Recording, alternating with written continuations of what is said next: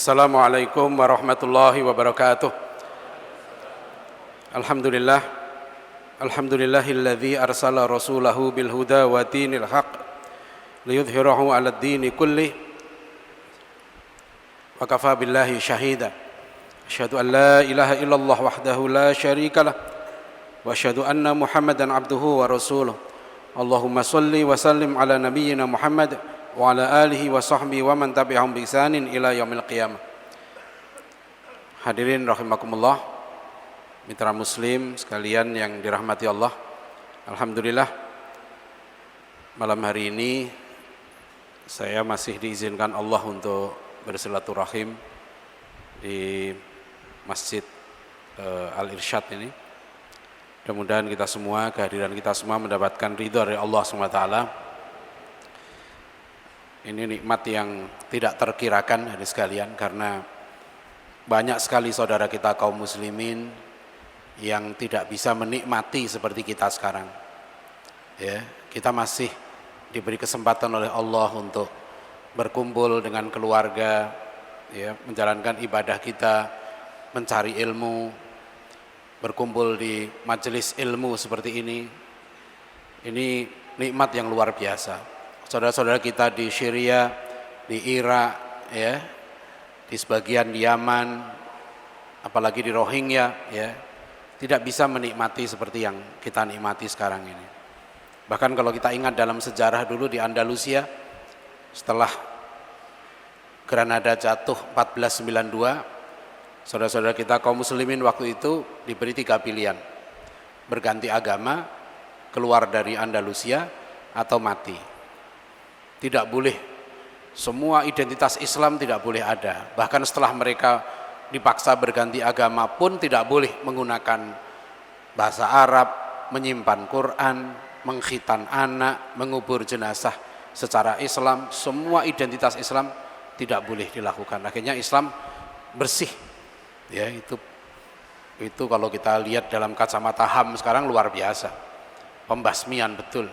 Padahal selama 800 tahun umat Islam di sana, ya, tidak melakukan hal seperti itu. Hadirin rahimakumullah, artinya kita mensyukuri betul, ya, nikmat yang kita terima, nikmat sehat, nikmat iman, Islam, dan juga nikmat kondisi kita. Oleh karena itu kita tetap berharap, ya, negeri kita ini menjadi negeri yang adil, makmur, ya, aman, tentram, di bawah naungan ridha Allah Subhanahu wa taala. Apapun kekurangan negeri kita perjuangkan, kita usahakan, ya, tapi kita tidak ingin tentunya negeri kita ini kacau, ya, negeri kita ini sampai terjadi peperangan. Kita tidak ingin. Kita ingin, karena dulu negeri kita ini 100% bukan muslim.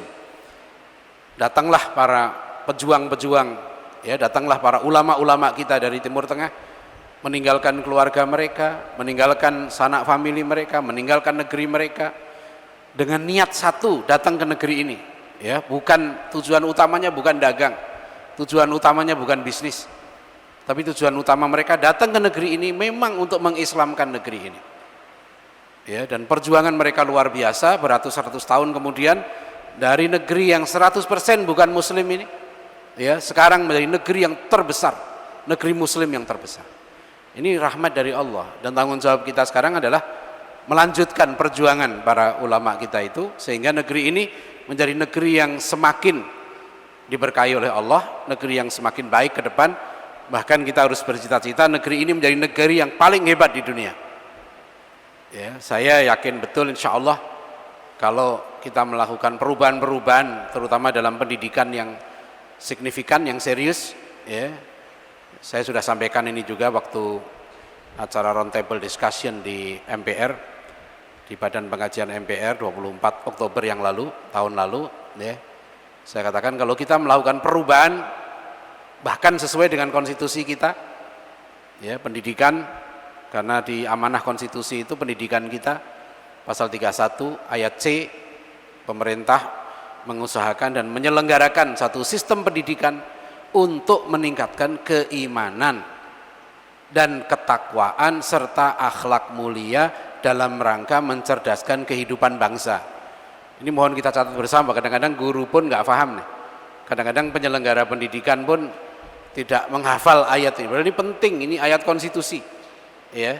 Jadi kalau mau konstitusi ini dijalankan betul, nggak ada. Seharusnya, ya, ini tema yang malam ini juga luar biasa diberikan ke saya. Ini tema bukan dari saya, tapi tema ini dari pengurus Masjid Al-Irsyad, dan saya dari pagi tadi berpikir apa yang harus saya sampaikan karena tema ini sangat penting. Ya, tema ini betul-betul menyentuh tantangan kehidupan kita sekarang ini. Jangan lari dari agama Allah. Ya, ini tema yang sangat penting, dan tadi qori kita tadi, ya, anak kita tadi sudah membaca surat Al-Maidah ayat 54. Ya. Wahai orang yang beriman, jika kalian lari dari agama Allah, mayyartadda minkum an dinihi fasawfa ya'tillahu biqaumin, maka Allah akan mendatangkan satu kaum, ya, yang kaum itu sifatnya begitu jelas ini sekali. Sifat kaum ini jelas, dan kaum inilah yang dalam ayat berikut yang dikatakan fa inna hizballahi humul ghalibun, ya. Hizbullah itulah yang akan menang. Jadi kalau kita betul-betul, ya, ditantang oleh Allah SWT, kalau kita betul-betul meletakkan agama kita berada dalam agama Allah dan kita tidak lari dari agama Allah, pasti kita menang. Itu udah janji Allah.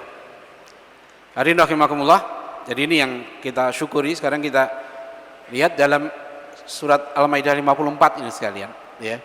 Itu Allah menyebutkan ciri-ciri generasi yang menang tadi. Pertama, ciri-cirinya adalah yuhibbuhum wa yuhibbunahu. Allah cinta pada mereka dan mereka mencintai Allah. Yuhibbuhum, ya.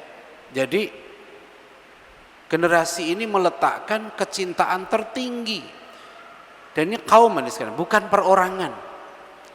Yang menarik begini, ya, fakta sejarah menunjukkan kebangkitan generasi muslim ada beberapa kali terjadi, tapi ada 3 generasi yang hebat dalam sejarah Islam. Ya, satu adalah generasi sahabat Rasulullah SAW. Ini generasi terbaik. Ya, khairul qurun qarni, tsummal ladzina yalunahum, tsummal ladzina yalunahum. Generasi sahabat ini sekalian, generasi yang luar biasa hebatnya. Kalau Said Qutb menggambarkan generasi ini adalah generasi yang tidak mungkin terulang lagi, karena orang-orang baik dalam jumlah yang masif, dalam jumlah yang begitu banyak, berkumpul di satu tempat dan di satu waktu, dan dididik langsung oleh guru terbaik, yaitu Rasulullah Shallallahu Alaihi Wasallam. Jadi generasi ini luar biasa, yang disebut sebagai bashtotan fil ilmi wa bashtotan fil jismi. Ya, ini generasi impian. Mereka ciri-cirinya misalnya pertama, generasi ini haus ilmu. Mereka haus ilmu, mereka selalu ingin belajar, selalu ingin mencatat. Kalau mereka tertinggal dari majelis Rasulullah, mereka bertanya. Bahkan setelah mereka berpisah, sahabat Rasulullah setelah pergi menyebar ke berbagai tempat karena perintah Rasulullah ketika haji wada, ya. Maka kalau mereka dengar ada satu hadis, satu kabar dari Rasulullah SAW, mereka ngecek ke saudaranya. Kadang-kadang pergi ke tempat yang jauh hanya untuk mengecek saja, apa betul, ya, kamu pernah mendengar Rasulullah SAW berkata seperti ini. Ini scientific society. Masyarakat seperti ini sekalian, masyarakat yang haus ilmu. Kita lihat kebangkitan berbagai bangsa selalu diawali dengan sifat haus ilmu ini. Lihat bangsa Jepang, lihat bangsa Yahudi, lihat bangsa Barat, ya, mereka menjadi bangsa-bangsa besar. Terakhir lihat bangsa Korea. Bahkan seorang profesor dari ITB cerita, dia penasaran mengapa Korea itu menjadi hebat seperti sekarang ini, sampai negara Eropa pun impor alat-alat laboratorium dan lain-lain dari Korea. Ya. Ini profesor ini pernah ngasih kuliah bareng dengan saya di Solo di UNS. Saya bilang sama beliau, Prof, saya ceritakan cerita Prof ini menarik bagi saya karena beliau pengalaman keliling dunia dan akhirnya ke Korea. Tanya kepada seorang profesor dari Korea, Ya, ternyata profesor dari Korea ini memberikan doktrin pada mahasiswanya, ya, kalian jangan malas seperti orang Jepang. Gitu, Pak. Jadi standar malasnya orang Korea itu orang Jepang, bukan orang Surabaya. Ya. Kalau kalian jangan malas seperti orang Indonesia, bukan begitu. Orang Indonesia berarti rajin, ya berarti karena nggak disebut. Ya standarnya kalian jangan malas seperti orang Jepang. Gitu ya. Itu bangsa. Jadi dia nggak mau kalah sama bangsa Jepang. Ya, ini kita ini sekalian ya kaum muslimin ini punya satu pegangan yang kokoh sekali. Tadi saya sebut generasi sahabat ini, generasi yang jelas-jelas haus ilmu. Mereka ilmunya hebat dan yang kedua fisiknya hebat. Ya, ini yang kadang-kadang agak aneh di kita ini ya. Banyak yang baca surat Al-Anfal ayat 65. Ya ayyuhan nabi harridil mu'minina 'alal qital. Iyyakum minkum isruna sabiruna yaghlibu mi'atain. Wa iyyakum minkum mi'ah yaghlibu alfan minal ladzina kafaru fa innahum qaumun la yafqahun. Wahai Nabi, siapkan orang-orang mukmin untuk berperang. Lihat, Allah perintahkan Nabi siapkan orang mukmin untuk berperang. Jadi kualitas sahabat Rasulullah waktu itu kualitasnya perwira. Saya punya mahasiswa hebat, Dr. Anung Alhamad, S1-nya dari Al-Azhar. Dia disertasinya nulis pendidik tarbiyah jihadiyah dalam hadis Sahih Bukhari. Dari kesimpulan disertasi beliau itu saya menyimpulkan Rasulullah SAW itu mendidik generasi sahabat ini itu menjadi perwira dan sekaligus menjadi pemikir. Dia menjadi jenderal sekaligus ulama. Nah itu. Jadi kualitas Umar bin Khattab radhiyallahu anhu, Ali bin Abi Thalib, bahkan Utsman bin Affan radhiyallahu anhu, Abu Bakar As-Siddiq, ya, itu pengusaha konglomerat tapi juga jenderal. Ya, Ali bin Abi Thalib, Umar bin Khattab itu adalah pemikir, intelektual, ulama, tapi jenderal. Nah, kita ingin begitu ke depan, insya Allah. Ya, saya beberapa kali panel nih dengan perwira TNI, kemarin di Jogja, di UII, belum lama ini kemarin di Karanganyar. Sampai saya katakan, saya beberapa kali mendengar ceramah Jenderal Gatot, terus perwira-perwira itu sama. Sampai saya tanya, Pak, Bapak ini apa ada instruksi kok ceramahnya sama ini? Dan saya lihat positif terhadap Islam, ya, mengakui kontribusi Islam, kontribusi ulama dan seterusnya. Sama, bukan hanya Pak Gatot yang ngomong begitu. Saya temui sampai yang perwira menengah, ya, ceramah di masjid, ceramah di ini sama. Sampai slide-nya pun kelihatannya ada yang sama juga. Ya, dan saya berharap nanti lahir ke depan ini sekalian, ya, jenderal-jenderal kita yang sekaligus ulama. Ya, dulu kita punya Kolonel Bahru Rangkuti, ya. Ya, dulu banyak. Nah, kita berharap nih nanti. Ya, ini belum dulu Rasulullah, generasi sahabat ini sekalian, generasi itu yang disebut kaum yang pertama mereka itu meletakkan kecintaannya pada Allah. Ya, sebab kalau kita tidak meletakkan kecintaan kita pada Allah dan Rasulullah dan berjihad di jalan Allah dan Rasulnya, pasti binasa. Ayatnya juga mungkin kita sudah hafal semua.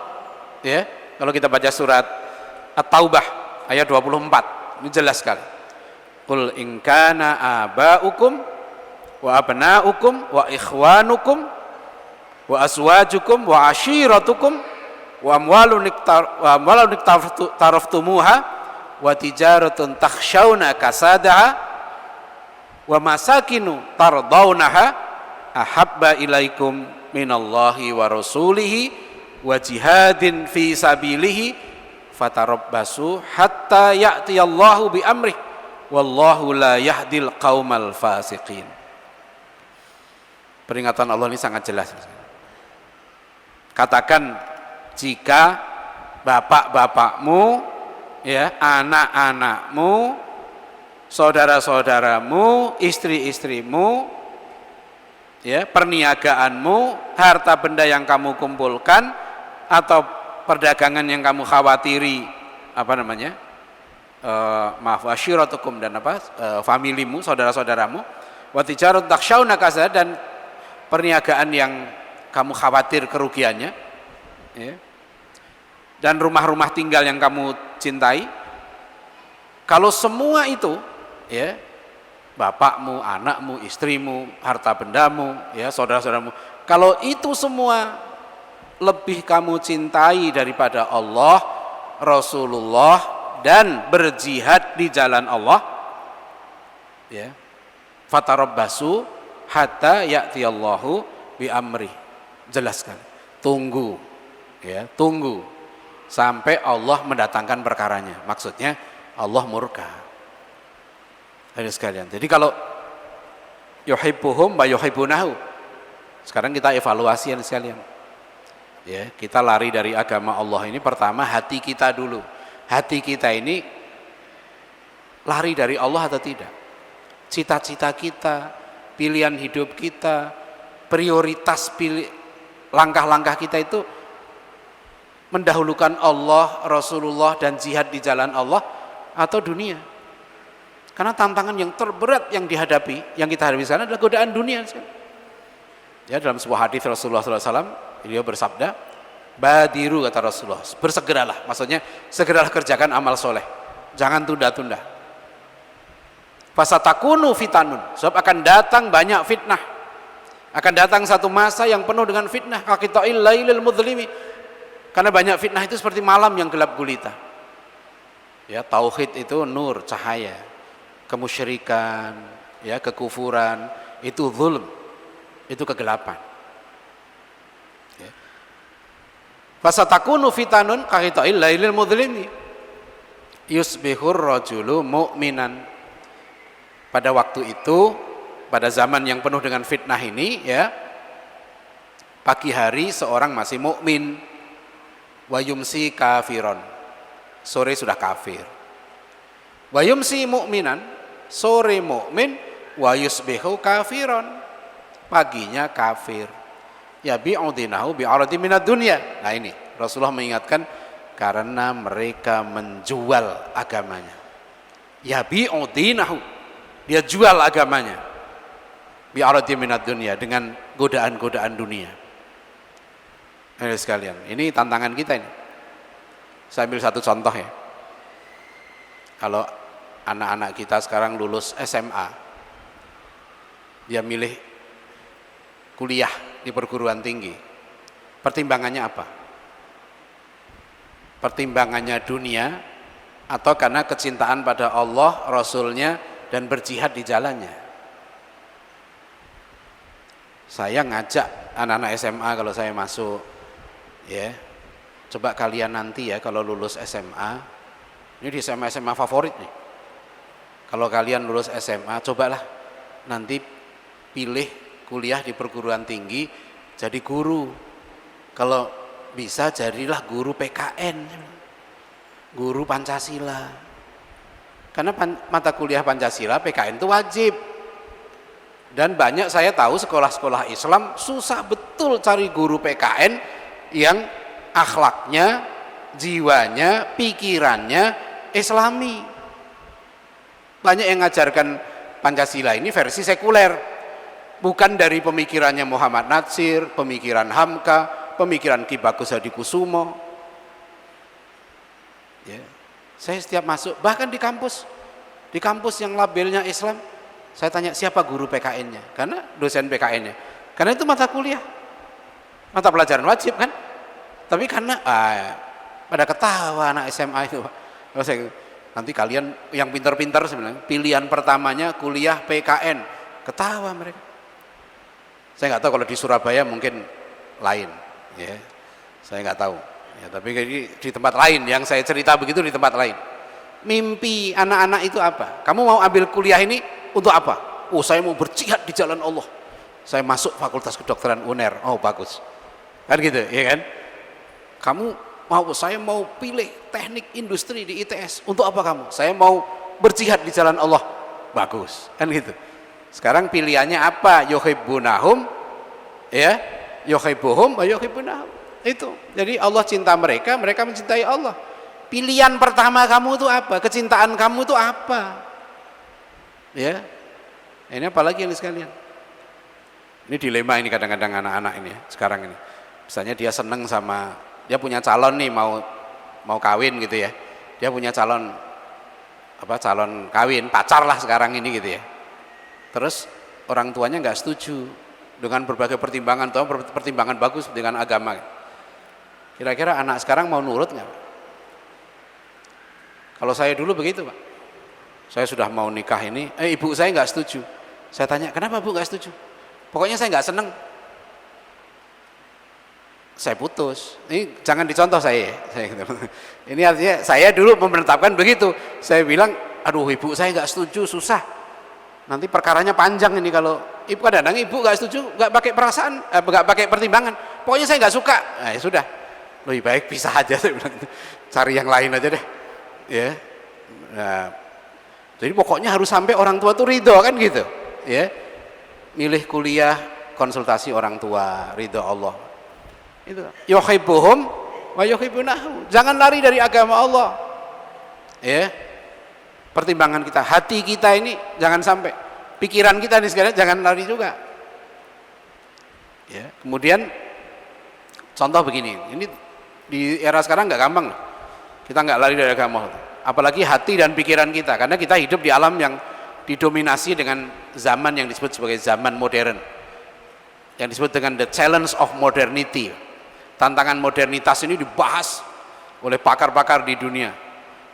Ya, dulu cendekiawan kita seperti Muhammad Iqbal, Maryam Jamila, Said Qutb, Muhammad Qutb, sudah banyak sekali yang menulis tentang tantangan modernitas. Muhammad Asad di Pakistan menulis buku yang sampai diterjemahkan dalam beberapa bahasa.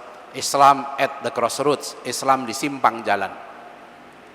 Ya, beliau mengingatkan tantangan terberat yang dihadapi kaum muslim sekarang ini, di era modern sekarang ini, ya, adalah imitasi, kata Muhammad Asad.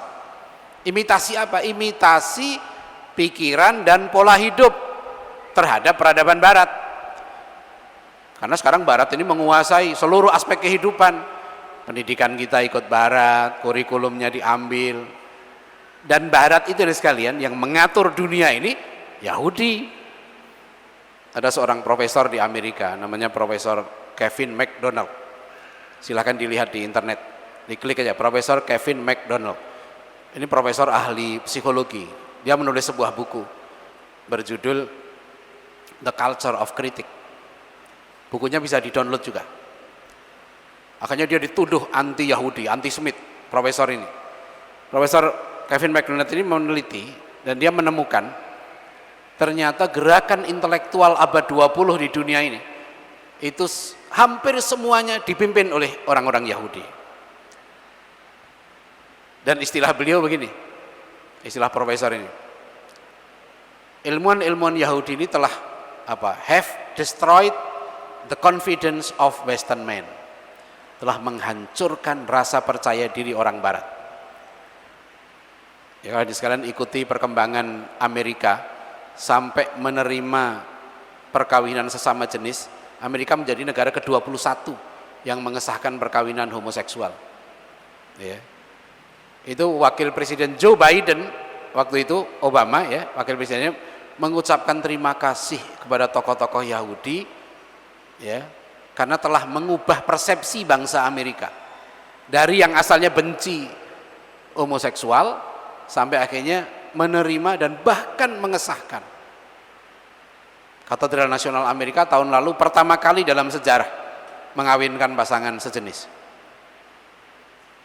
Ini bukan sembarangan loh cara mengubahnya. Orang Yahudi itu hanya 3% di Amerika. Tapi mereka bisa mengatur. Melalui apa? Melalui medsos dan melalui film. Dua medianya yang dipakai untuk mengubah pemikiran bangsa Amerika yang sebelumnya bangsa Amerika ini parlemennya pernah memutuskan, Mahkamah Agungnya pernah memutuskan we are a Christian nation. Kami bangsa Kristen. Tapi akhirnya berubah. Saya paparkan ini di Mahkamah Konstitusi waktu saya diminta jadi saksi ahli. Kita mohon pada hakim-hakim MK untuk melebarkan pengertian supaya di Indonesia ini di KUHP itu dimasukkan kalau orang berbuat cabul sejenis ya, homoseksual dan lain-lain, itu kriminal, itu saja dihukum 5 tahun. Jangan karena anak-anak, tapi 5 banding 4, 5 hakim menolak gugatan kita dan 4 hakim menyetujui. Yang saya nggak tahu, 1 hakim, Pak Patrialis Akbar, waktu itu paling semangat itu mendukung gugatan ini, kelihatan responnya.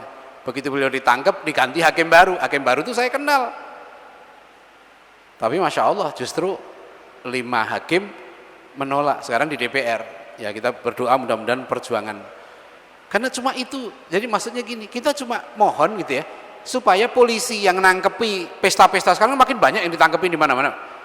Pak polisi itu nggak punya dasar hukum, Pak, menghukum mereka, itu masalahnya. Karena mereka itu suka sama suka dan sudah dewasa. Coba, karena suka sama suka, tidak ada paksaan dan sama-sama dewasa. Ini negeri muslim terbesar di dunia. Ya, perbuatan sebejat itu, ya, jelas-jelas tertangkap kamera, nggak bisa dihukum, itu aja. Ya, coba kita berjuang terus. Alhamdulillah, ya, kembali kita.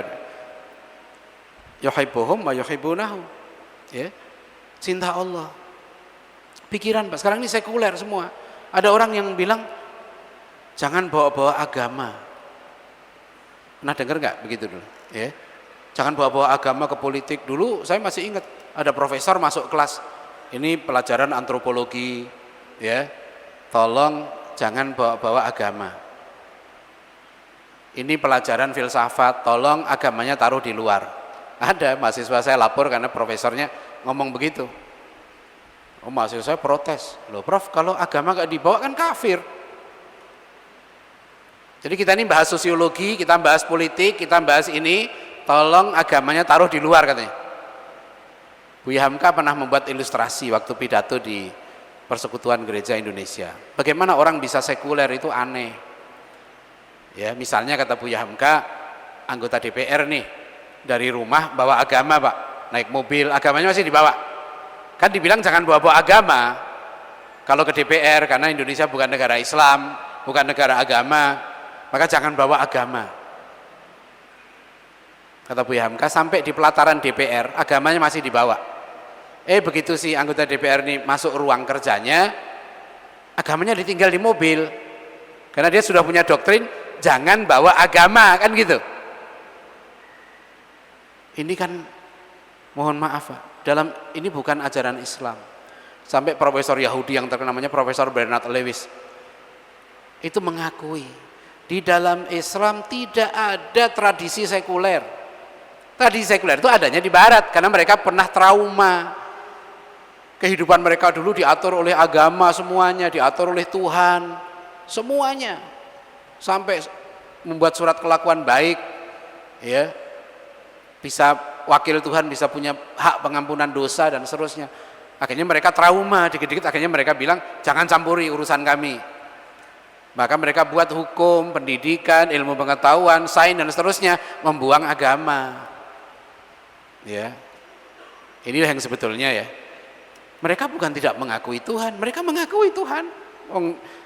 Mata uangnya aja ada tulisan in God we trust. Nah, kepada Tuhan kita percaya, ada Tuhannya. Tapi Tuhan mereka itu disuruh tunduk sama manusia. God is humanized, man is deified. Ya, di era modern ini manusia dijadikan Tuhan dan Tuhan dijadikan manusia. Tuhan diakui, oh ya Tuhan itu ada, Tuhan Maha Kuasa, Tuhan Pencipta. Oke mereka, tapi mereka bilang tolong ya Tuhan, ya Tuhan istirahat saja, jangan campuri hidup kami, karena kami sudah kapok. Dulu kami diatur oleh wakil Tuhan, ya, kami sengsara, kami nggak maju, kami mundur, kami ditipu karena ternyata wakil-wakil Tuhan ini katanya mereka korup. Ya, silahkan baca satu buku terbitan Gramedia, judulnya Sejarah Gelap Para Paus, yang menerbitkan Gramedia, Kompas Gramedia. Ya, kalau masuk ke toko buku nanti cek judul bukunya Sejarah Gelap Para Paus. Judul aslinya The Dark History of the Popes. Itu kalau kita lihat sejarah Eropa, Pak. Mengapa sampai akhirnya mereka lari dari Tuhan? Tuhan disuruh istirahat. Kami sudah mampu mengatur politik kami sudah mampu mengatur hukum kami mampu mengatur rumah tangga kami mampu mengatur tubuh kami. Jangan diatur-atur lagi oleh Tuhan, kan itu mereka maunya. Makanya mereka semboyan kata yang paling penting apa? Freedom. Ya, freedom, kebebasan. Patungnya besar, liberty, kebebasan. Bebas dari apa sih? Bebas dari agama, bebas dari Tuhan. Tuhan disuruh istirahat. Nah, pikiran sejarah mereka ini, pengalaman mereka ini sebetulnya itu lokal. Ya, tapi mereka nggak mau dibilang lokal. Kalau kita punya kearifan dibilang local wisdom. Kearifan lokal. Kan gitu. Padahal kearifan kita ini kearifan universal.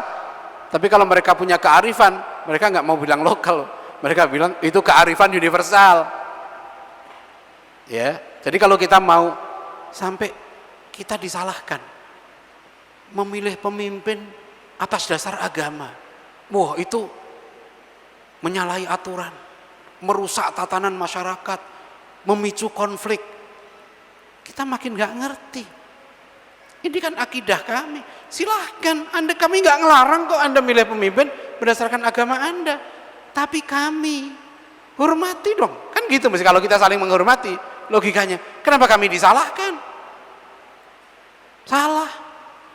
Kita buat teori Pak, pendidikan dasarnya agama. Oh ini bukan negara agama. Loh, Bapak kan beragama Islam.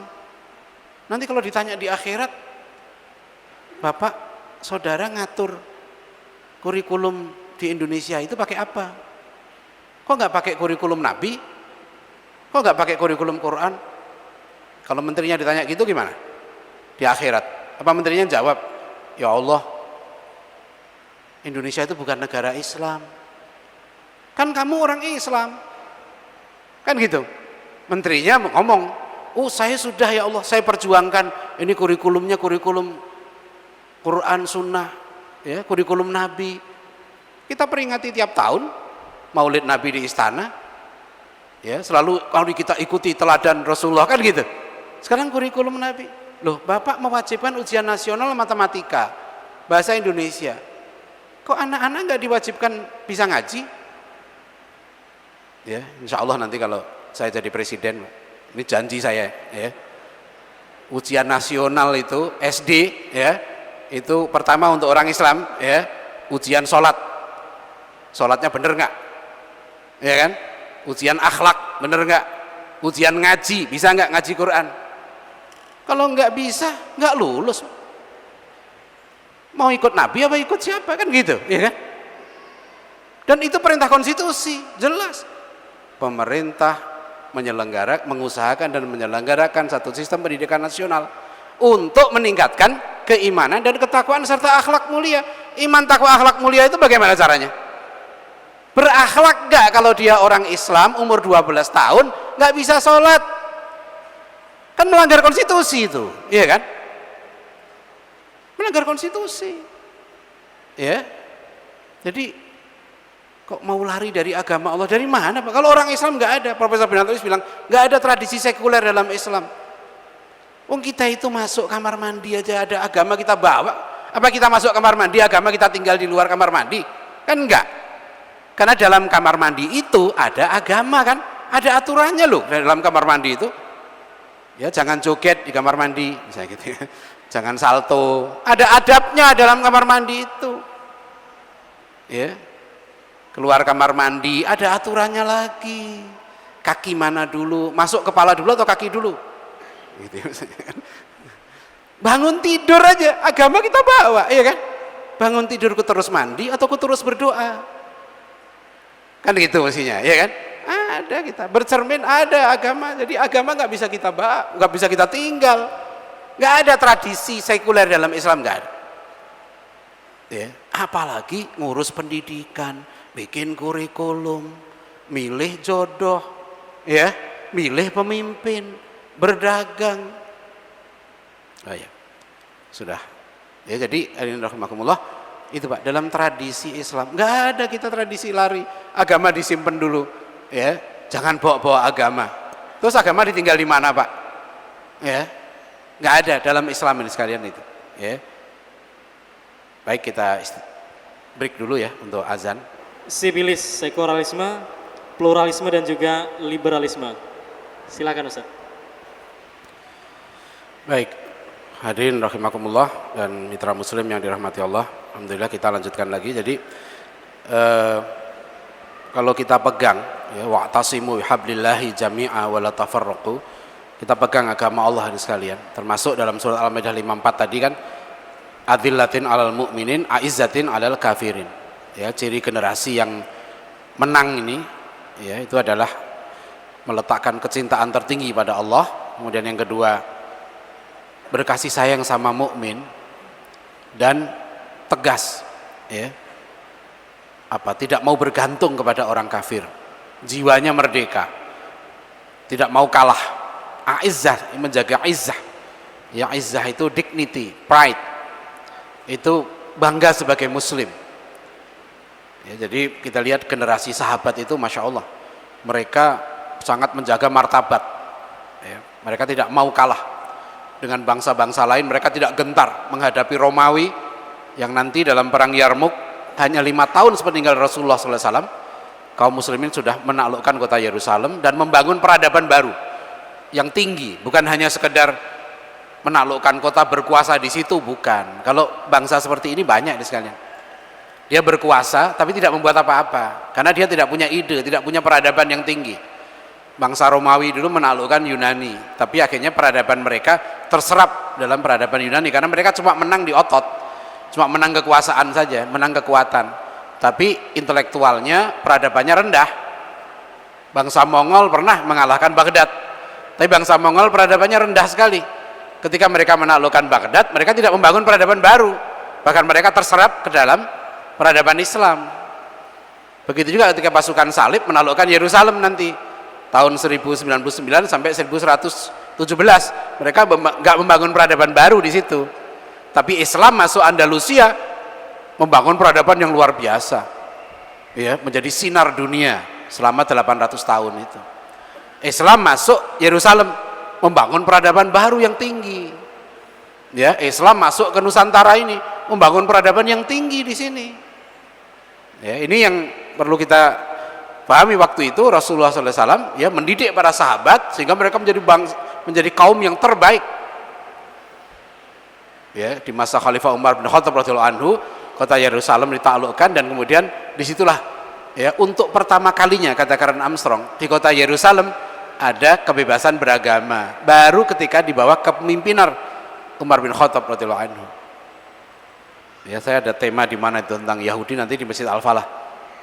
Saya akan bahas insyaallah bagaimana dulu ketika 800 tahun umat Islam di Andalusia nih sekalian, orang Yahudi itu mengalami zaman keemasan. Sampai para pakar Yahudi, profesor Yahudi mengakui zaman keemasan Islam di Andalusia itu juga zaman keemasan Yahudi. Ya, yang mereka kemudian Yahudi ini nggak tahu terima kasih. Ya, mereka 1300 tahun dilindungi oleh umat Islam. Mereka lupa sejarah karena keserakahannya luar biasa. Nah, ini alhamdulillah kita kembali ke tadi. Jadi umat Islam dulu itu punya jiwa yang luar biasa, pride, ya. Jadi punya kebanggaan. Kalau dia sudah menjadi Muslim, ishadu bi anna muslimun. Nggak ada yang mengalahkan kami. Kami yang terbaik. Wa antumul a'launa wa la tahinu wa la tahzanu wa antumul a'launa in kuntum mu'minin. Ya, jangan kamu wala tahinu, jangan kamu berduka, jangan kamu merasa hina, jangan kamu bersedih. Wa antumul a'launa, kamu itu umat yang paling tinggi derajatnya. In kuntum mu'minin, kuntum khaira ummatin ukhrijat linnas. Ya. Saya bilang sama seorang rektor perguruan tinggi Islam swasta, kamu punya nggak cita-cita mengalahkan kampus yang terbaik itu, kampus negeri? Ya. Saya bilang kalau kamu nggak ada cita-cita begitu, tutup aja kampus kamu. Berarti itu bukan jiwa Islam, karena Rasulullah menanamkan kamu jangan kalah.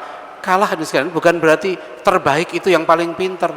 Tapi saya bilang dari kampus kita ini harus lahir sarjana-sarjana yang berakhlak, para pejuang. Jangan dari kampus kita lahir ke orang-orang yang serakah juga. Apalagi kita sudah pakai nama Islam, lahir dari kampus kita sama saja dengan dari kampus lain. Untuk apa kita pakai nama Islam? Izzahnya di mana? Aizzatin 'alal kafirin. Ya. Itu didikan Rasulullah SAW pada para sahabat sehingga menjelma menjadi generasi terbaik. Itu juga yang nanti dididik oleh para ulama sampai lahir generasi Salahuddin Al-Ayyubi. Satu generasi, Jilu Salahuddin. Setelah itu lahir nanti di generasi Muhammad Al-Fatih, sama 3 generasi sahabat, generasi Salahuddin Al-Ayyubi, generasi Muhammad Al-Fatih ini dididik dengan model yang sama. Ya, dan mereka lahir dari situ lahirnya. Nggak ada kisah tadi itu lepas dari agama. Bahkan dari sekalian, kita ini jangan lari dari agama. Hati kita, pikiran kita itu nggak boleh. Jadi sekuler itu bukan hanya sistem ya, bukan hanya negara memisahkan dari agama. Orang sekuler itu bisa terjadi ketika dia melaksanakan syariat Islam. Dia bisa sekuler. Sehari-hari dia bekerja di bank syariah. Tapi kalau dia memahami bank syariah itu sekedar institusi untuk cari untung, bukan institusi ibadah, bukan institusi perjuangan, dia sekuler. Dia pakai jilbab, dia bersyariat, pakai jilbab, tapi motivasi dia pakai jilbab karena syuting. Ya. Dia sebetulnya sudah meninggalkan agama Islam. Hatinya itu keluar meskipun fisiknya dia menjalankan Islam. Ya. Maka hati-hati nih, namanya Islam. Ya, tapi ruhnya hilang. Sekolah Islam, tapi bisnis. Sekolah bukan lembaga bisnis. Sekolah itu lembaga perjuangan, lembaga pendidikan. Salah kalau itu maksudnya, bikin pesantren untuk cari untung, bukan itu. Kalau mau cari untung dagang. Ya, itu jadi ada tempatnya masing-masing. Jadi jangan, kita gak ada kesempatan kalau menjadi seorang muslim, pikiran kita jangan lari. Makanya kalau kita lihat misalnya ada, ini contoh orang sekuler, ini gampang, ilmuwan sekuler itu, misalnya dia mengamati sel di mikroskop, ditanya, Prof, sel itu benda hidup atau benda mati? Oh, dia benda hidup. Kenapa Prof dia benda hidup? Oh, karena dia bisa bergerak, dia bisa membelah diri, ya, dia bisa berkembang biak. Sampai di situ dia sekuler. Terus kita tanya, Prof, sel itu membelah diri, itu membelah diri sendiri atau ada yang membelah? Nah, di sini ada dimensi ilahiyah. Banjir itu, kenapa kota ini banjir? Kalau gubernur ditanya gitu ya, kenapa Pak Gubernur kota ini banjir?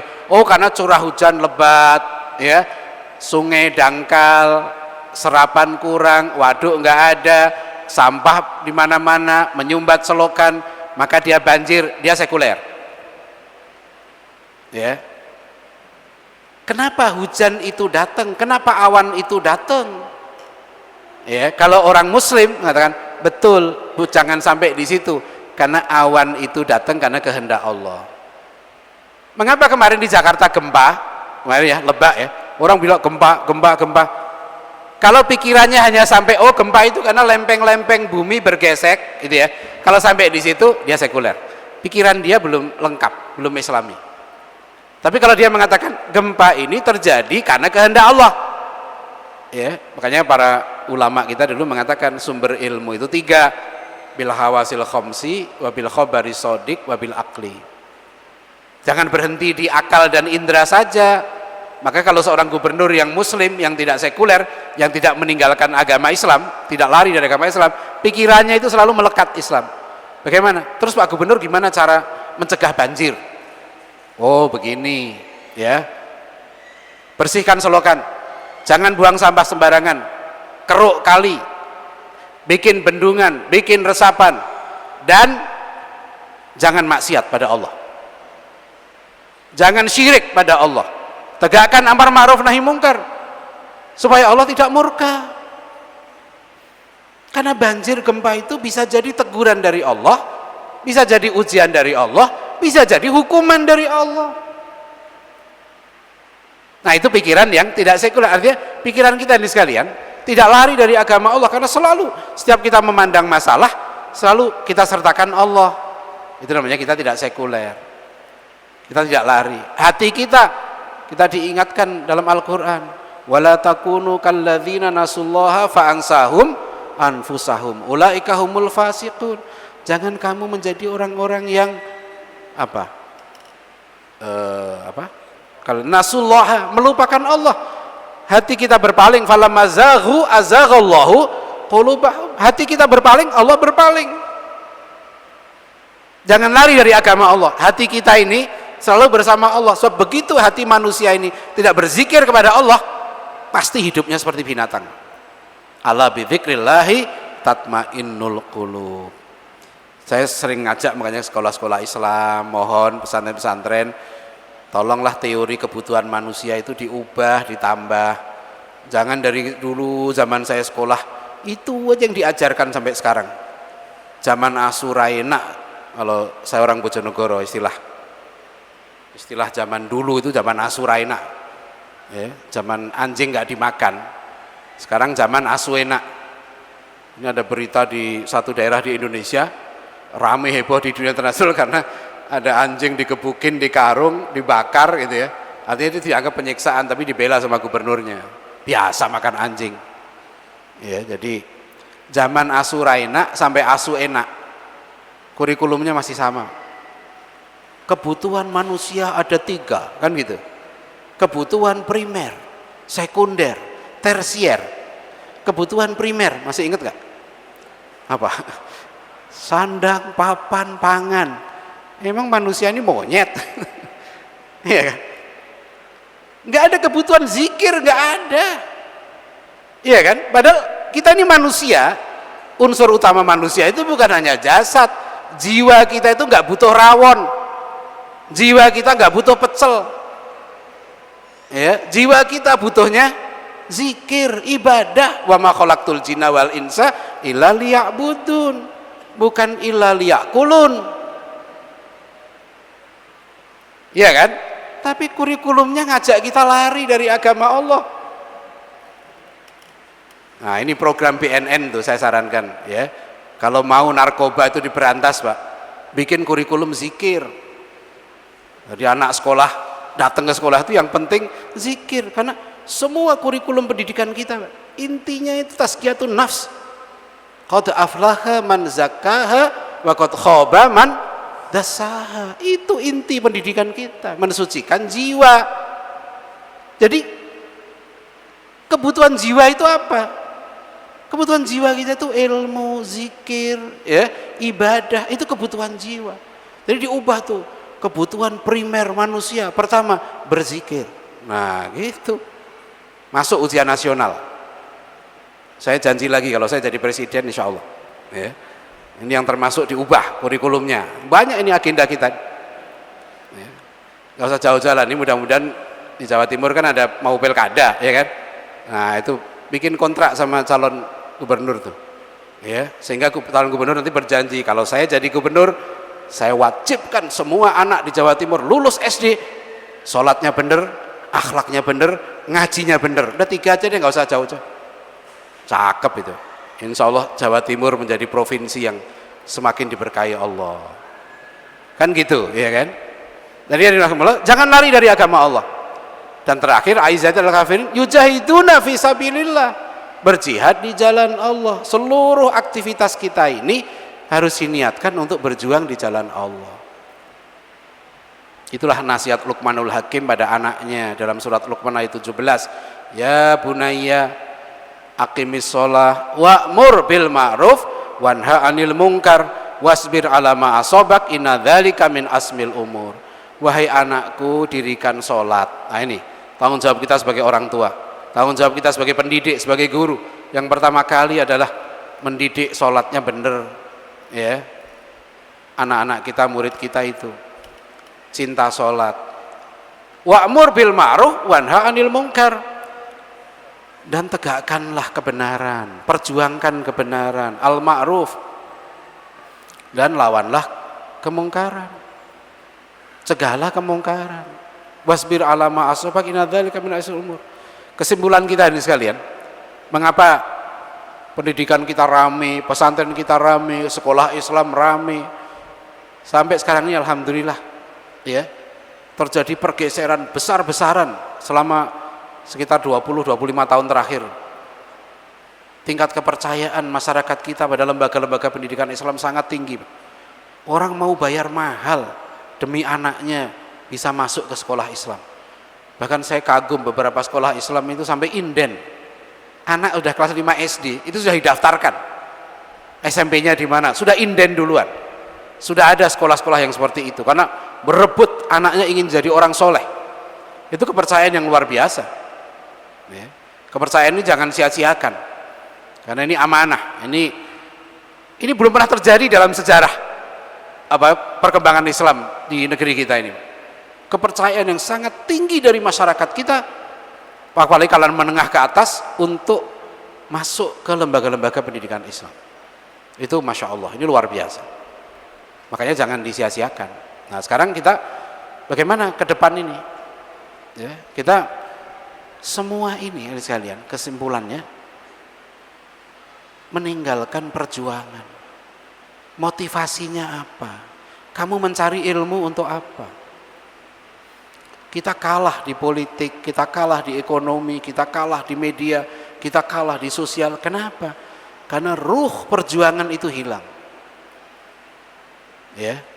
Motivasi perjuangan amar ma'ruf nahi mungkar, sampai Imam Al-Ghazali menulis dalam Ihya Ulumuddin itu bab amar ma'ruf nahi mungkar. Syekhul Islam Ibnu Taimiyah juga menekankan betul betapa pentingnya amar ma'ruf nahi mungkar, karena ini yang menentukan hidup matinya umat.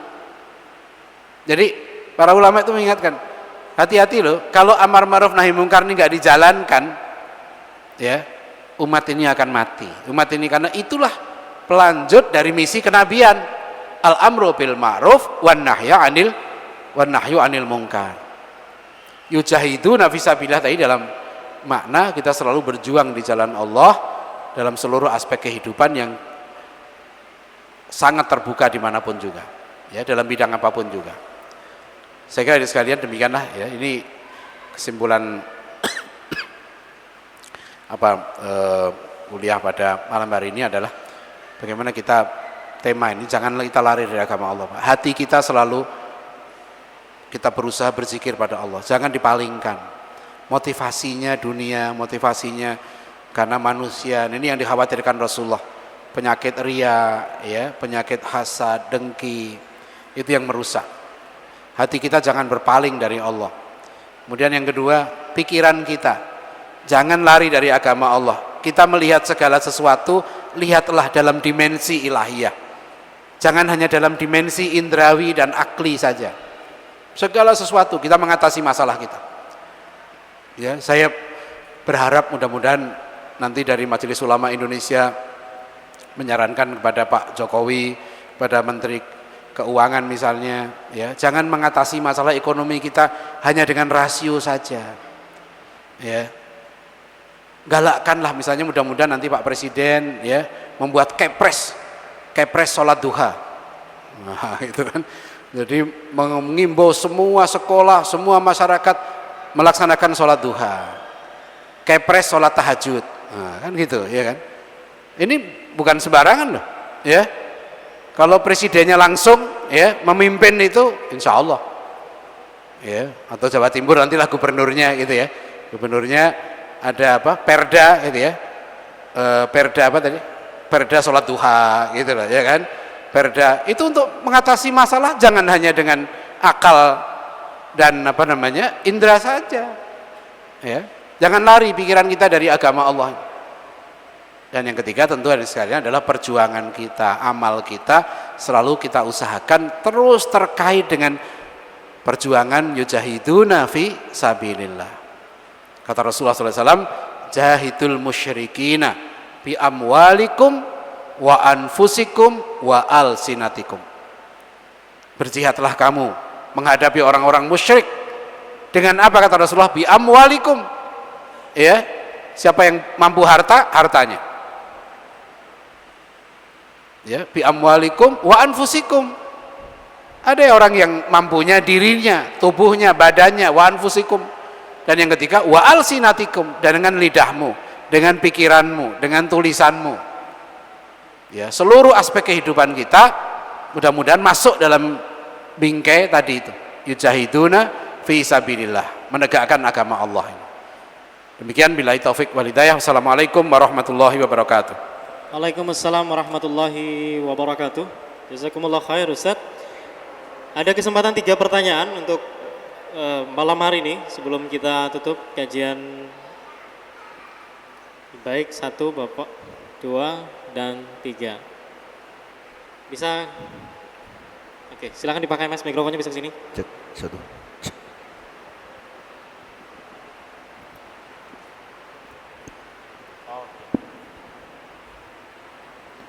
Tes. Bismillahirrahmanirrahim. Assalamualaikum warahmatullahi wabarakatuh. Alhamdulillah, Ustaz, ada 2 pertanyaan besar yang ingin saya tanyakan, Ustaz. Yang pertama adalah saya tertarik ketika Ustaz Adian mengatakan bahwasanya keberhasilan Rasul mencetak sahabat sebagai pemikir pejuang pemikir, Ustaz. Dan juga artinya pahlawan perwira, dan mereka juga satu sisi juga pemikir juga, Ustaz. Sementara kita juga tahu bahwasanya ya tokoh-tokoh Islam ini rata-rata juga seperti itu, seperti Ayyubi dan sebagainya. Nah, pertanyaan sekarang, Ustaz, di zaman hari ini yang kebutuhan sangat cepat dan kebutuhan yang banyak, mana yang lebih baik? Mencetak orang-orang yang generalis, yang bisa semuanya, atau mencetak orang yang spesial, Ustaz? Orang yang memang benar pakar di bidangnya, dan kemudian mereka berkolaborasi, Ustaz. Itu yang pertama. Dan yang kedua, Ustaz, saya juga tertarik dengan statement Ustaz dulu terkait masalah dakwah by research, dakwah dengan riset. Nah, pertanyaan, Ustaz, apa tantangan dakwah by research di Indonesia kali ini, Ustaz? Terlebih ketika kita juga mengetahui banyak riset-riset yang dilakukan oleh orang-orang Amerika dengan Indonesia, dengan Islam di Indonesia, sementara orang Islam sendiri sangat jarang dengan riset dirinya sendiri, Ustaz. Dan bagaimana solusi agar kita ini ya dakwah by research ini bisa benar-benar lebih matang, Ustaz. Terima kasih, Ustaz. Baik, terima kasih Mas. Silakan dikasihkan mikrofonnya ke Mas ini.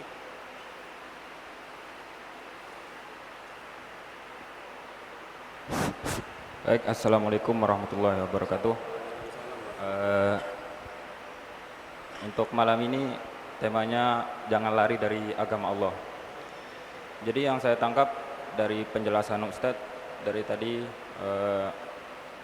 dari segi pemikiran dan dari segi seperti memakai jilbab tapi karena syuting atau karena hal-hal lain, itu sudah termasuk lari dari agama Allah. Tapi di kesehariannya itu mereka tetap sholat dan zikir. Yang saya tanyakan, apakah di akhirat nanti kita termasuk golongan orang-orang yang kafir? Gitu. Di akhirat? Iya, termasuk orang-orang yang kafir. Oke. Baik, terima kasih. Oke, Satu baik, lagi terima Bapak kasih. tadi ya. Oke. Mau dibantu Pak ya untuk mikrofonnya.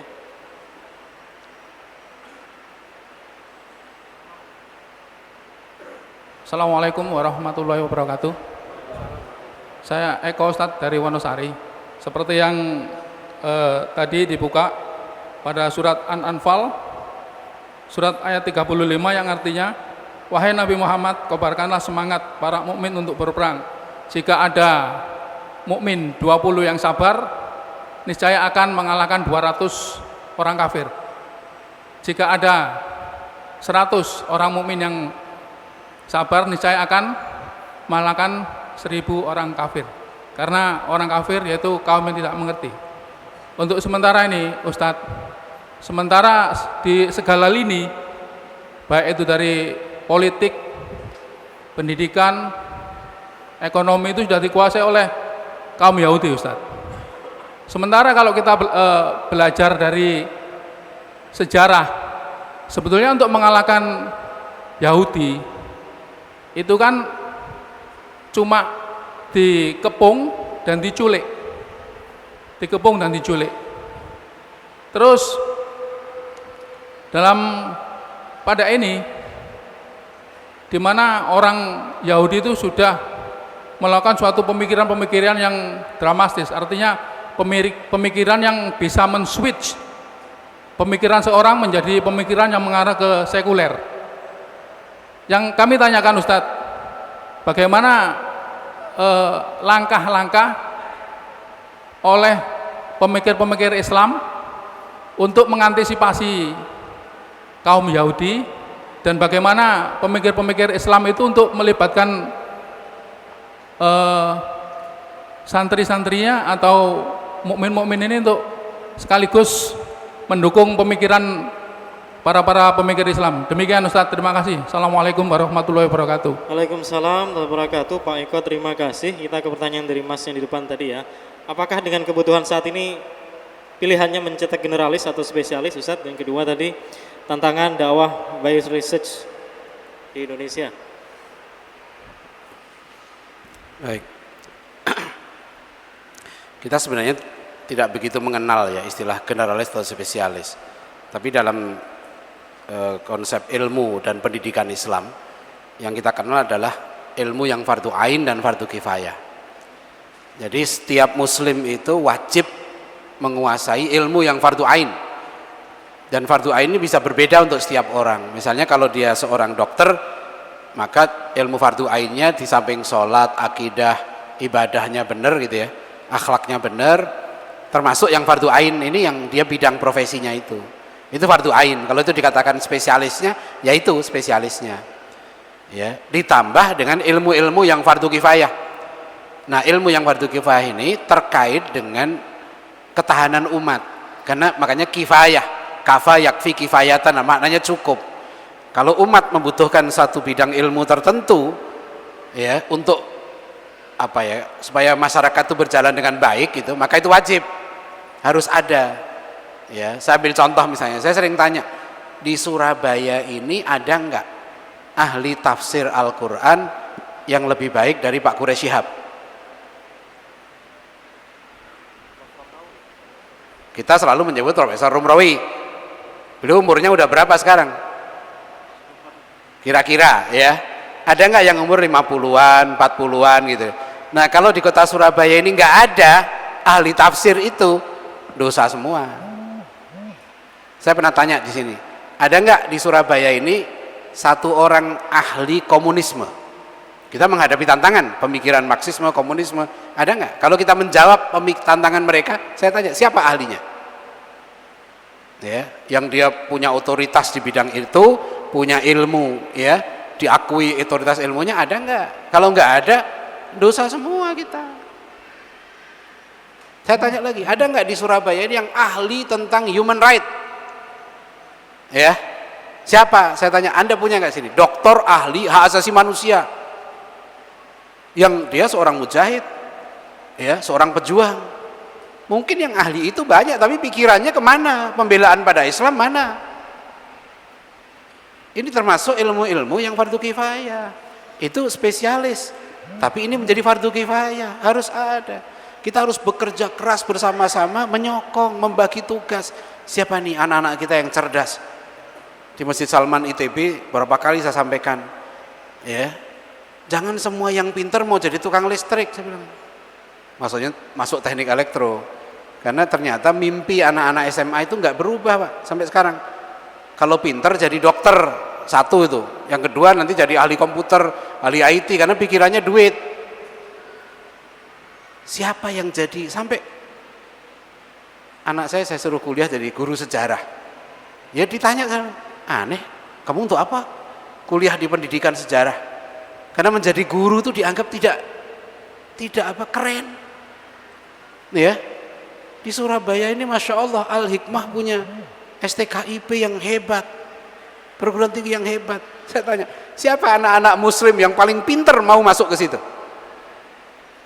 Nah, ini karena pendidikan tadi, ya. Jadi antara spesialis, kalau memang spesialis itu dibutuhkan, dia menjadi fardu kifayah. Ya, harus ada yang ahli komputer, harus ada yang ahli hacker, ada yang ahli asasi manusia, harus ada yang ahli budaya Jawa. Kalau di sini masuk sekarang tantangan aliran kepercayaan dan sebagainya, harus ada ahlinya, karena kita ini diserang dari berbagai sudut, Pak, keilmuan itu, ya, dan itu harus ada penjaganya, sofan ka'annahum bunyanun marsus. Bidang ilmu harus, mereka pun menyerang kita sudah spesifik. Ada yang menyerang Islam lewat ilmu hadis, ada yang menyerang Islam lewat ilmu tafsir, ada yang menyerang Islam lewat fikih, ya, ada yang menyerang Islam lewat sejarah. ada yang menyerang Islam lewat bahasa Indonesia ini. Kita itu belajar agama kita, memahami Islam sekarang ini pakai bahasa Indonesia, sedangkan bahasa Indonesia maknanya dirusak. Apa makna adil? Kalau sekarang kita katakan berlaku adillah kamu, tergambar nggak adil itu dalam makna Al-Quran? Ya, kalau para ulama, Umar bin Khattab misalnya mengatakan ta'addabu thumma ta'allamu, beradablah kamu kemudian berilmulah kamu. Faham nggak apa arti adab? Itu bahasa. Lihat kamus besar bahasa Indonesia, apa arti adab di situ? Sama nggak dengan yang dimaksud oleh Umar bin Khattab? Sama nggak dengan yang dimaksud oleh Imam Bukhari, Adabul Mufrad? Tsumma ta'allamu, ilmu. Tahu nggak ilmu apa? Rasul perintahkan mencari ilmu itu wajib, ya. Thalabul ilmi faridatun, jelas. Bukan cari sekolah. Nggak ada hadisnya. Sampai sekarang saya nggak ketemu. Kalau ada yang menemukan hadis, saya beli 1 juta. Kalau ada, ya. Tapi saya kira nggak akan ketemu hadisnya. Thalabul madrasah faridatun, ada nggak hadisnya? Ya, mencari sekolah itu wajib, nggak ada. Hadisnya mencari ilmu. Sekarang orang tua sibuk cari sekolah. Apa di sekolah dia diajarkan ilmu yang diwajibkan Nabi tadi? Apa makna ilmu yang di dalam hadis itu? Apa kemudian dia mengejar thalabul ilmi faridatun, kejar ilmu itu? Nah, ini masalah, Pak. Karena tadi itu kan artinya apa? Kita perlu ahli bahasa. Ya, jadi banyak tadi itu ya, antara generalis spesialis. Terus generalis diperlukan, oh perlu. Apalagi dalam sekarang orang barat sudah bicara Fourth Industrial Revolution, revolusi industri yang keempat sekarang. Sekarang bidang ilmu itu tidak lagi spesialis, tapi sudah inter studi, ya, sudah antar bidang, sudah trans studi. Ya, jadi kalau Anda ahli ekonomi, ya, Anda ahli ekonomi, Anda harus tahu politik, Anda harus tahu sains dan teknologi, Anda harus tahu sejarah, karena tidak cukup Anda tahu ekonomi saja. Ya, bahkan di bukunya Profesor Muhammad Nur, Budaya Ilmu, itu ada yang menarik. Beliau mengutip seorang ilmuwan Spanyol, ya, filosof Spanyol yang mengatakan pendidikan modern sekarang ini mencetak manusia menjadi binatang-binatang. Yang dia katakan a new barbarian, uncivilized people, masyarakat yang tidak beradab.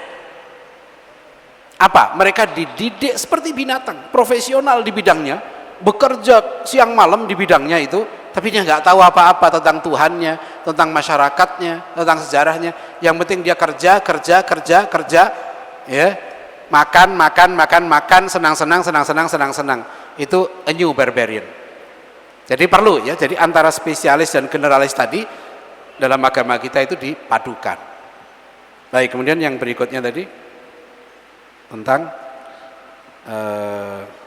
dakwah by research, ini penting sekali ya. Lihat sekalian, kita itu dikepung sekarang dengan berbagai riset, dan mereka buat penelitian. Ini baru saya terima lagi penelitian lagi tentang agama-agama, penelitian lagi tentang itu. Jadi karena saya diundang di Dewan Pertimbangan Presiden, waktu itu saya mewakili INSIS tentang konsep kerukunan umat beragama di Indonesia. Ada beberapa lembaga diundang di situ. Yang saya merasa kemudian lembaga yang diundang ini, dia nggak usah saya sebut namanya ya, tapi dia hadir itu dengan riset. Kami sudah buat penelitian tentang masalah agama di Jakarta, kami sudah buat penelitian di Kalimantan, kami sudah buat penelitian di Sampang. Ada, mereka terjunkan peneliti, dan data-data itu dipakai. Kami terjunkan INSIS, kami terjunkan peneliti di Sampang. Waktu kasus Sampang itu kami kirim seorang cendekiawan Madura ke Sampang. Alhamdulillah kita dapat datanya. Jadi ketika kita ngomong ke publik, kita sampaikan itu pada pemerintah, kita punya data. Ini hasilnya, Pak. So kadang-kadang yang diungkap ke publik dan sekalian, itu peneliti itu punya versi sendiri.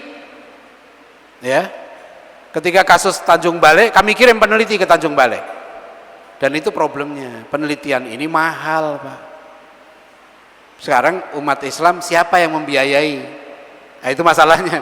Peneliti-peneliti kita ini siapa yang biayai? Sekarang dakwah kan sering diartikan dia sudah ceramah, tablik gitu ya.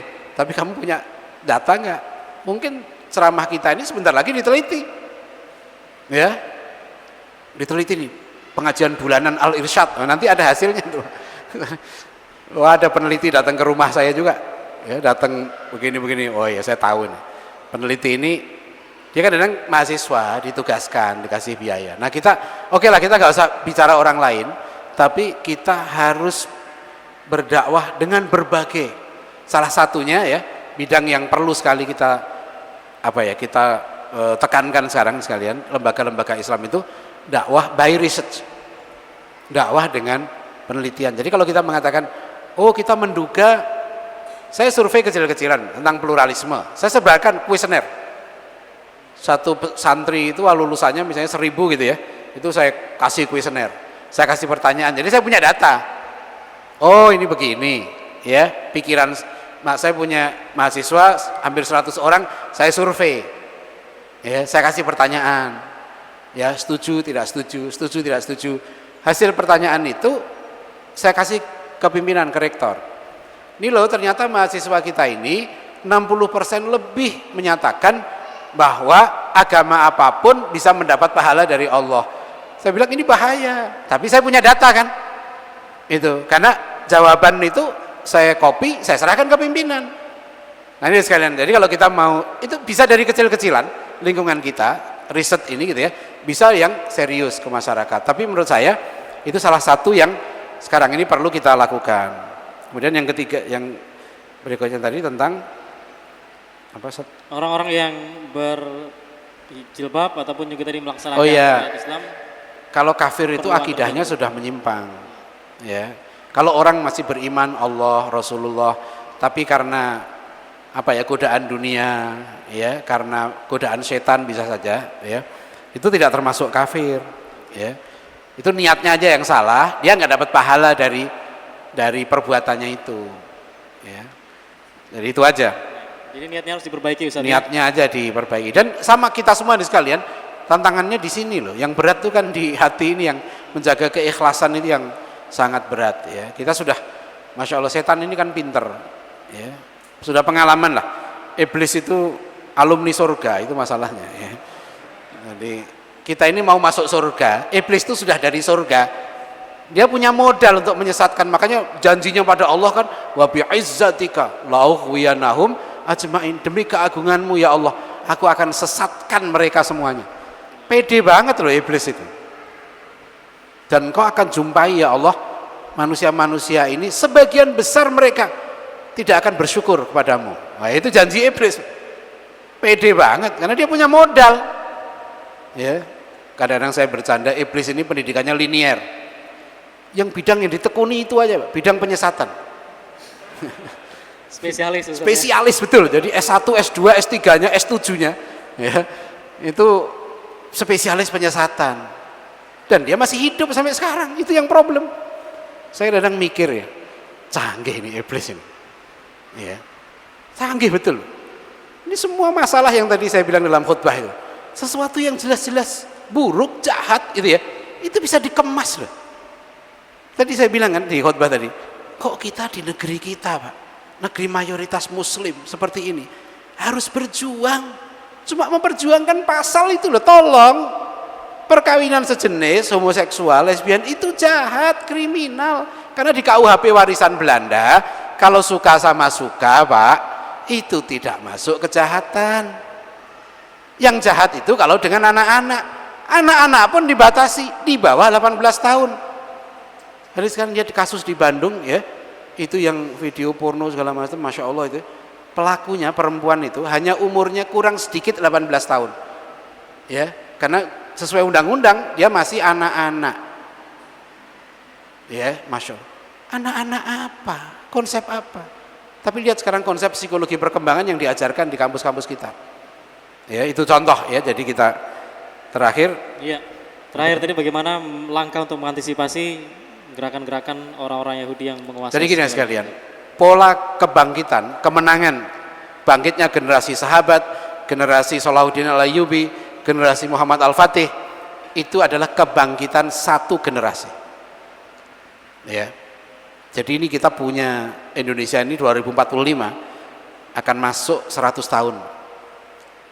Nah, sekarang ini kerja keras kita semua, dari masjid kita, dari sekolah kita, dari lembaga pendidikan kita, dari keluarga kita. Kita harus berjuang sekarang untuk melahirkan generasi yang terbaik. Modelnya sudah ada, contohnya sudah ada, ya. Jalannya pun terbuka. Cuma memang tidak mudah. Ya, namanya perjuangan memang tidak mudah. Kalau mudah bukan perjuangan. Tapi sekarang ini jauh lebih mudah daripada zaman penjajahan dulu. Ya, sering teman-teman mengatakan kita rebut kekuasaan politik. Saya bukan tidak setuju. Tapi ingat memang kita dijajah Belanda dulu ratusan tahun. Al-Irsyad ini tadi saya lihat foto di bawah. Mulai berdiri katanya 1917 di sini. Dulu dari Al-Irsyad ini lahir ulama-ulama hebat. Dari Mu'allimin Al-Irsyad di Lawang, dari perguruan-perguruan Al-Irsyad lahir. Bahkan lulusan Mu'allimin setingkat SMA itu sudah melahirkan para ulama. Ya. Mengapa di bawah penjajahan Belanda yang semua ekonomi, politik, militer mereka pegang, tapi lembaga-lembaga pendidikan Islam waktu itu melahirkan ulama, melahirkan pemimpin, melahirkan pejuang. Sekarang kita bebas, sekarang kita merdeka. Ya, sering kadang-kadang sekolah itu takut nanti ada pengawas, Pak. Dulu orang ngadepi penjajah nggak takut, taruhannya nyawa. Ya, sekarang menghadapi pengawas yang muslim, aduh nanti gimana nggak lulus, nanti nilainya jatuh. Masa nyusun kurikulum sendiri nggak berani? Ya, ini masalah ini. Jadi tadi itu, ya, kita untuk saya bilang, Yahudi ini kecil, Pak. Yahudi ini cuma 13 juta orang seluruh dunia. Di Amerika 5 juta, di Israel sekitar 5 juta, sisanya tersebar di seluruh dunia. Kita kalau persoalan kita bukan pada mereka, persoalan kita ini lebih banyak pada diri kita. Nah itu yang mudah-mudahan ini menjadi bahan introspeksi tadi itu. Insya Allah kita tantangan sebesar apapun, ya. Tapi kalau kita kembali, ya tadi itu, jangan lari dari agama Allah. Pikiran kita, hati kita, konsep kita, kurikulum kita, gitu ya. Jangan lari dari agama Allah. Kita pegang itu semua. Pasti kita menang. Itu janji Allah. Ya, wala tahinu wala tahzanu wa antumul a'launa in kuntum mu'minin. Saya kira jawaban saya seperti itu, mudah-mudahan baik, silakan ditutup semampunya, ya. Doa dulu, Ustaz. Baik. Kita tutup kajian kita dengan doa. Ya, Al-Fatihah. A'udzubillahi minasyaitonir rajim. Iyyaka na'budu wa iyyaka nasta'in. Shiratal ladzina an'amta 'alaihim ghairil maghdubi 'alaihim. Bismillahirrahmanirrahim. Alhamdulillahirabbil alamin. Wassalatu wassalamu ala nabiyyina Muhammadin wa ala alihi washabbihi ajmain. Allahumma ighfir lana wa liwalidina wa limasayyihina wa li jami'il muslimina wal muslimat wal mu'minina wal mu'minat al ahya'i minhum wal amwat. Allahumma a'izzal Islam wal muslimin. Allahumma a'izzal Islam wal muslimin. Allahumma a'izzal Islam wal muslimin wa ahlikil kafarata wal mubtadi'ata wal musyrikin. Allahumma inna nas'aluka salamatan fid din wa afiatan fil jasad wa ziyadatan fil ilmi wa barakatan fil rizqi wa taubatan qablal maut wa rahmatan indal maut wa maghfiratan ba'dal maut. Allahumma hawwin alaina fi sakaratil maut wan najata minan nar wal afwa indal hisab. Rabbana la tuzigh qulubana ba'da idh hadaitana wa hab lana min ladunka rahmah innaka antal wahhab. Allahumma arinal haqqa haqqan warzuqna ittiba'ah wa arinal batila batilan warzuqna ijtinabah. Rabbana hab lana min azwajina wa dhurriyyatina qurrata a'yun waj'alna lil muttaqina imama. Allahumma habbib ilainal iman wa zayyinhu fi qulubina wa karrih ilainal kufra wal fusuqa wal isyan. Rabbana atina fid dunya hasanah wa fil akhirati hasanah wa qina adzabannar. Walhamdulillahi rabbil alamin.